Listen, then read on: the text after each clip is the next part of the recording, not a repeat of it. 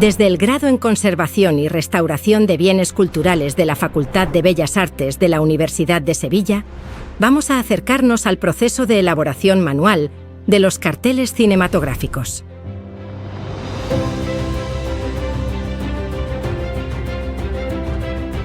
Son escasas las fuentes conservadas sobre la técnica empleada en la elaboración de los carteles cinematográficos realizados a mano. Con este fin, a través de este vídeo, se pretende dar a conocer, recuperar y difundir este recurso artístico tan sumamente utilizado en el mundo del cine a mediados del siglo XX.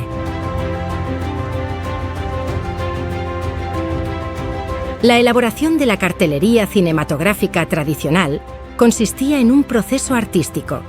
Sobre las fachadas de los cines eran colocadas grandes piezas de tela sobre las que el artista realizaba esta obra de carácter efímero. En la actualidad, esta técnica ha sido reemplazada por los recursos digitales.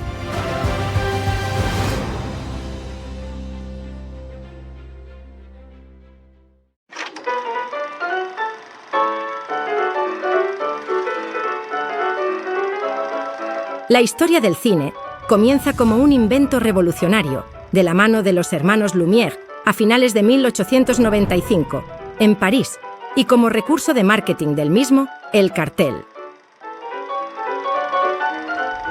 El cinematógrafo no tarda en traspasar fronteras y llegará a España, donde se comienza a proyectar películas desde finales del siglo XIX. Los primeros carteles cinematográficos no distan mucho en diseño de los del resto de espectáculos del momento: ferias, teatros y corridas de toros. Es a partir de 1910 cuando este comienza a adquirir una personalidad propia, representándose escenas de la propia película con planos enteros de los personajes. En los años 30 se instaura el Star System, la publicidad de las películas. Asienta sus bases a través de la retratística de sus principales actores como reclamo. A mediados del siglo XX, el retrato de las grandes estrellas formaba parte de la iconografía publicitaria, resaltando una gran brillantez de los artistas en su confección, exponiendo gran precisión y realismo. Si bien en unos inicios la exhibición de películas y, por ende, las producciones de cartelería se concentran en dos grandes focos, Barcelona y Madrid, esto no tarda en extenderse por toda España. Sevilla, como capital andaluza, no se queda atrás en el crecimiento de este fenómeno, y ya a finales del siglo XIX encontramos más de una veintena de espacios dedicados a la exhibición de películas. A raíz de esta demanda publicitaria, aparecen numerosos negocios centrados en la realización de estas labores. Entre las empresas que se dedicaron a la decoración y creación de estas obras, se encontraban empresas sevillanas como Hidalgo, Camacho o Bautista Decoración.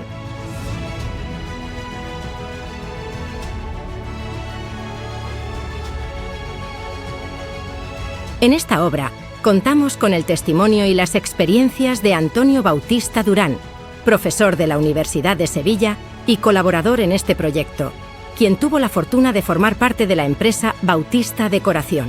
Las portadas de cine se dejan de pintar en Sevilla aproximadamente a finales de los años 80 o comienzos de los 90.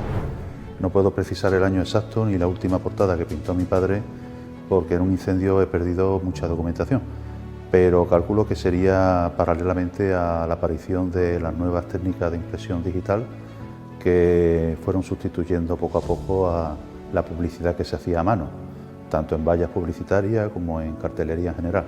Aunque los carteles de Cáritas y Domus sí los siguió pintando hasta la llegada del año 2000.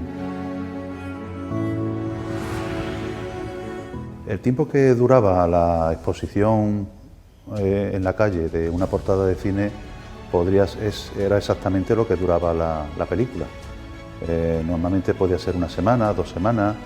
Si eran películas famosas, importantes, muy anunciadas, podían durar un mes o varios meses, pero normalmente era poco tiempo, con lo cual había que hacerlo a mucha velocidad y bueno, la verdad es que Era todo un espectáculo, una obra de esas características, un tamaño gigantesco, verlas en la calle, realizada a mano con una soltura magistral, ¿no? Me acuerdo las del Cine Imperial, que medía unos 10 metros de alto por 6 o 7 de ancho, que eran varios módulos que se ensamblaban entre sí y la gente se quedaba boquiabierta cuando pasaba por allí. Era tan espectáculo artístico, era ver la portada como entrar a ver la película. Se empleaban técnicas muy baratas, muy económicas, porque duraban poco, pero que fueran de calidad pictórica para que se vieran bien y llamaran la atención. Los carteles se colocaban en las fachadas, con lo cual tenía que adaptarse a la composición de cada fachada, de cada cine. Había cines que eran unas pilastras y había que estrechar en rectángulos y hacer la composición de la cartelería en esos rectángulos era complicado. Me acuerdo del Cine de los Remedios o del Cine Cervantes, en la calle Amor de Dios, y otros que eran más cuadrangulares, más fachadas grandes, tipo los de Madrid también, los cines de Madrid, y eso, como los de la calle Sierpe, era el más grande que había en Sevilla. Tamaños gigantescos. Había que subir con carrucha cada paño para que se pudieran montar. Luego también en los vestíbulos, en la entrada del cine, había versiones pequeñitas, hechas a mano, de portadas más chicas, que anunciaban las próximas películas que se iban a proyectar.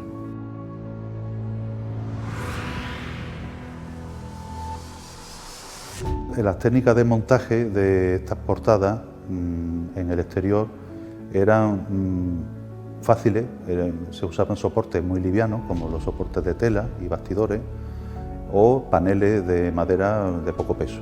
Entonces había normalmente en cada cine unos rieles, unos sitios donde se acoplaban, con unos junquillos, que eran unos bastidores, que los enmarcaban y eran de muy fácil quitar y poner.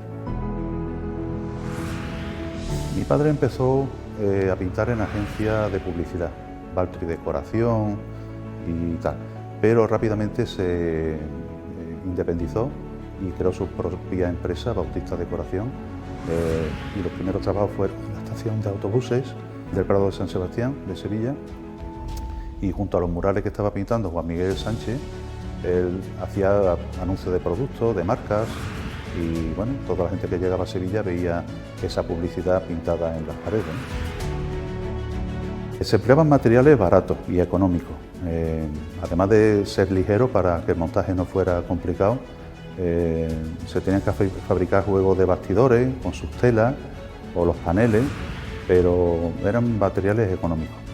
Todo pintado al agua para que fuera reciclable y se pudiera lavar y volver a pintar la portada de la película siguiente. Había que tener un juego de bastidores. Mientras estaba expuesta una portada, se tenía otro juego para pintar la siguiente, pero siempre se borraban y se volvían a reutilizar. Los materiales que se usaban en las telas eran lienzos morenos, que eran todos de algodón y que aguantaban mucho el lavado, y al mismo tiempo, si se arrugaba la tela, al humedecerse por la lluvia o al pintarla, volvía a autotensarse. Eran telas económicas y bastidores económicos, protegidos con aceite de coche para impermeabilizarlo y que durasen al exterior. Algunos carteles de gran formato llegaron a medir 6 metros de longitud, por lo que el bastidor, en ocasiones, llevaba bisagras para ser plegado y favorecer su traslado desde la empresa hasta el lugar en el que iba a ser colocado. En algunos casos también se utilizó el panel como soporte de estas obras, aunque su uso se reservaba principalmente para tamaños reducidos. Una vez finalizado el periodo en el que la película se reproducía en el cine, estas telas se lavaban y la pintura era retirada. Estos lienzos, estas telas, sí, se deformaban al pintarla porque al coger humedad se aflojaban y se quedaban con arrugas, pero como hemos dicho, pues una vez que se pintaba en húmedo y se secaba, se tensaban. Entonces era una ventaja usar este tipo de tela de algodón. Para empezar a pintar, pues había que imprimar las telas y eso se hacía con temple liso, diluido en agua, con cola vegetal. Y sobre ese temple, que es un producto muy barato, pues, y muy fácil también de reciclar, de lavar, se dibujaba cuadriculando con carboncillo y luego se pintaba con planillas anchas, con pinceles grandes, siempre en sentido vertical y horizontal para peinar bien la imprimación y que quedara lo más uniforme posible. La capa de preparación se aplicaba con brochas planas de gran tamaño. Se empleaba cola vegetal, un producto similar al utilizado para pegar papeles pintados en las paredes. Es un adhesivo muy transparente, sensible a la temperatura y la humedad. Por un lado, esta cola vegetal se mezclaba con acetato de polivinilo. Por otro, el temple era diluido en agua aproximadamente al 50%. Finalmente se mezclaba todo y se aplicaba como estrato de preparación al soporte. Normalmente todos los fondos eran blancos, no se pintaban, bueno, ocasionalmente se hizo fondos de colores cuando lo pedía el tema, porque era en 2 tonos o en 3 tonos, y entonces aplicando un color base, un color más oscuro para la sombra y las luces blancas, se resolvía más fácilmente también la pintura, al tener una reducción de monocromática, ¿no? Pero lo bueno es que el temple blanco de base, de imprimación, da mucha luminosidad. Y aunque se ve gris cuando se humedece o se está pintando sobre él por la humedad, al aclarar es como el efecto del fresco. Todos los colores se ven el doble de claros. Todos los colores que se pintan al temple se van a ver luego el doble de claro. Hay que pintar más oscuro sabiendo el efecto que luego se van a aclarar todos. Mi padre partía de fotografías previas. Normalmente el cine le suministraba de cada película bastante documentación gráfica y él seleccionaba la que le podía interesar más, la que mejor se adecuada a la composición del formato de la portada.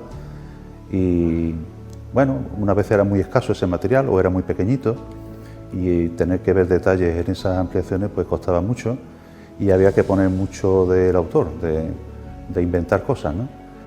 El dibujo de referencia o preparatorio estaba inspirado en las secuencias de las películas o en imágenes de los personajes que mandaban las empresas cinematográficas.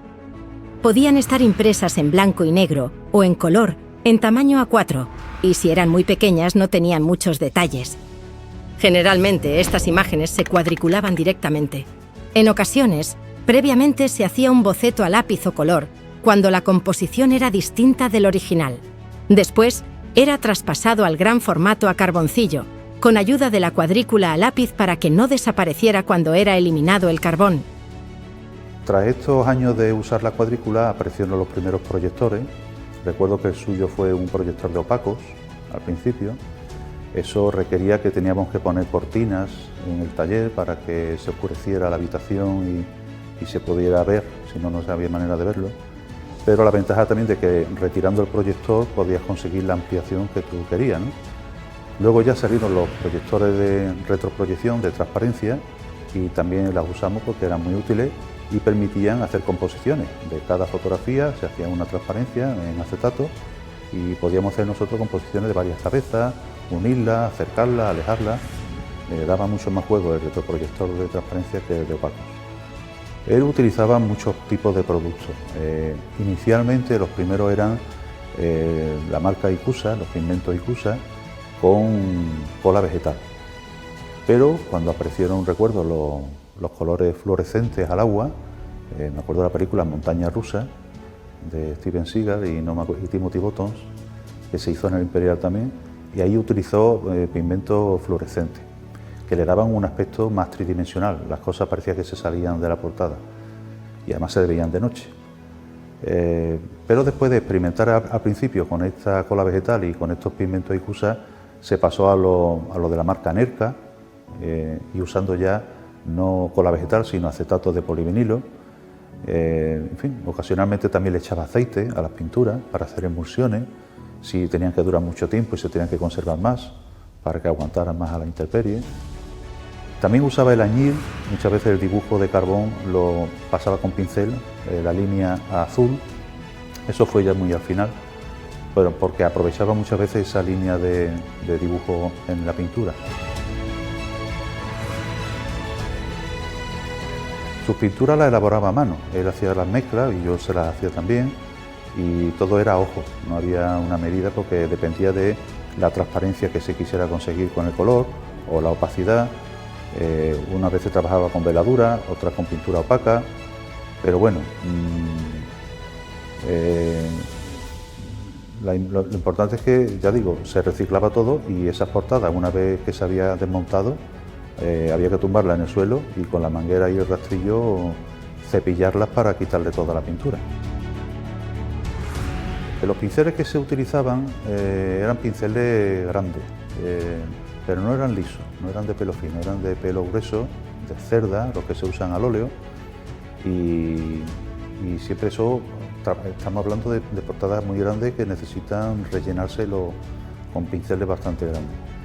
Eran planillas, sobre todo, no eran pinceles redondos, y bueno, me acuerdo que los botes de pintura de cada color, que era de 5 kilos en 5 kilos, lo iban metiendo con sus pinceles, cada uno en su color, y de ahí iba sacando las tintas planas y luego un cubo grande de agua para lavar la brocha. Era muy normal ver cómo después de usar un color lo enjuagaba la brocha y salpicándolo le quitaba la humedad para hacerlo fundido y trabajar por tintas planas.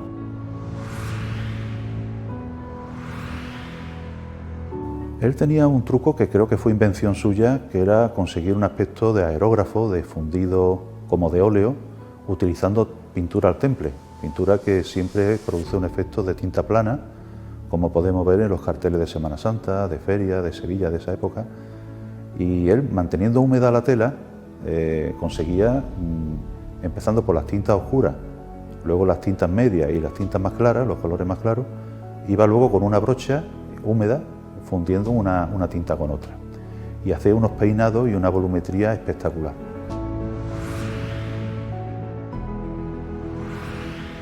Las anilinas eran aglutinadas con la mezcla de cola vegetal y acetato de polivinilo. Para lograr los fundidos de los colores, se mojaba previamente el reverso del soporte con agua. Como el agua del soporte evaporaba de arriba hacia abajo, se comenzaba a pintar la portada a brocha en sentido descendente. Una vez seco, no era posible lograr este fundido. Esta técnica permitía la superposición de capas de pintura y veladuras. Primero, se realizaban las manchas de color oscuras. Posteriormente, se aplicaban las luces y detalles. Y finalmente, se trabajaba la mirada de los personajes.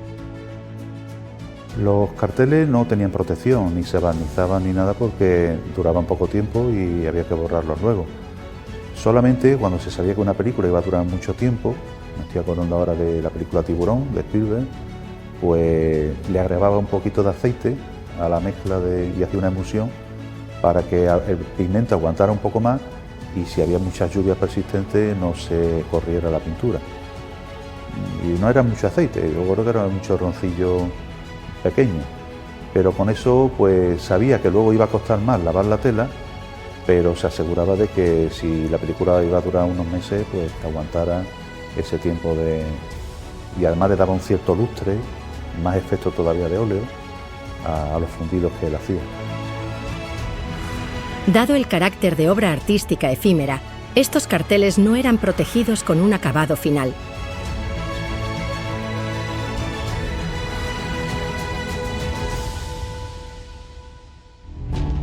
Es un placer contar con el testimonio en primera persona de Antonio Bautista y poder registrar y recuperar del olvido esta maravillosa técnica artística para la elaboración de carteles cinematográficos de gran formato realizados a mano.